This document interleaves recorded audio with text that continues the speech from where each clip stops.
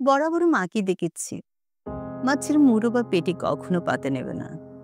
সবসময় লেজার মাছটুকু মায়ের জন্য তোলা থাকে। বড় হওয়ার পরে একদিন জিজ্ঞেস করেছিলাম, আচ্ছা মা, তুমি সবসময় লেজার মাছটা খাও কেন? কখনো কখনো মুড়োও তো খেতে পারো। বাবা সেটা শুনে মুখ টিপে হেসে বলেছিল, তোর দিদা তো তোর মাকে শুধু লেজার মাছ খাইয়েছে, তাই তোর মা লেজার ছাড়া অন্য মাছের স্বাদ বোঝে না। আমি বলেছিলাম, লেজার মাছে তো প্রচুর কাটা, ভালো লাগে তোমার? মা হেসে বলেছিল, লেজার মাছে একটা আলাদা মিষ্টি স্বাদ আছে, আমার খুব ভালো লাগে। পেটুক আমি টেস্টের কথা শুনে একদিন লেজা খেয়ে দেখতেছিলাম, কাটার কারি ছাড়া বিশেষ কোনো স্বাদ বুঝিনি। এরপর মামা বাড়ি গিয়ে খেতে বসে লক্ষ্য করলাম, দিদার পাতে ছোট্ট একটা লেজা আর মায়ের পাতে একটা কিং সাইজ পেটে। এর আগেও মামা বাড়িতে গিয়েছি, খেয়েছি, কিন্তু এত কিছু লক্ষ্য করিনি। আমি অবাক হয়ে দিদাকে বললাম, আরে মা তো পেটি খায় না গো, মাকে লেজাটা দাও।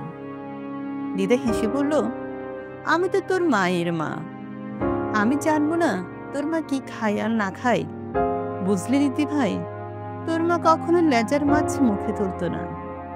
আগাগোড়া পেটে বা কোলের কাছের মাছটা ওর জন্যই তোলা থাকতো। জানি এখনো লেজেই অভ্যাস হয়ে গেছে, তবু মায়ের কাছে দুদিন একটু ভালো মন্দ খায়। আমি অবাক হয়ে তাকিয়েছিলাম মায়ের দিকে। দেখলাম মা কিন্তু পুরো পেটিটা খেলো না, শুধুমাত্র একটা টুকরো ভেঙে নিল। পরে মাকে অনেক চেষ্টা করেছি মুড়ো বা পেটি খাওয়াতে, কিন্তু নিজের মানুষটার উপর নাকি সংসারের উপর প্রবল অভিমানী, জানি না মা ওই এক টুকরো লেজা নিয়ে সন্তুষ্ট থাকতো। তারপর সময় গড়িয়েছি, বিয়ে করেছি, সন্তানের মা হয়েছি। হঠাৎ একদিন খেয়াল হলো, কিভাবে আমিও যেন সবাইকে খেতে দেওয়ার পর মাছের লেজাটা নিতে অভ্যস্ত হয়ে পড়েছি। কতদিন হলো আমিও পাত সাজিয়ে খেতে বসি না। ভালো মন্দ রান্না হলে প্লেট ভর্তি করে নয়, বরং ছোট্ট একটা বাটি করে নিয়ে চেখে দেখতে অভ্যস্ত হয়ে গেছি।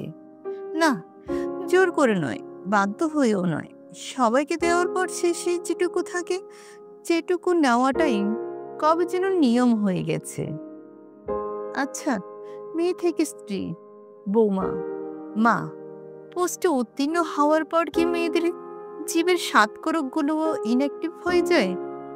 যেটুকু আছে সেটুকুই চেঁচে পুছে নেওয়ার অভ্যেস কি সংসার তৈরি করে দেয়, নাকি আমরা নিজেরাই অভ্যাস করিনি? কি জানে। কলমে পার্বতী মোদক, কণ্ঠে পল্লবী।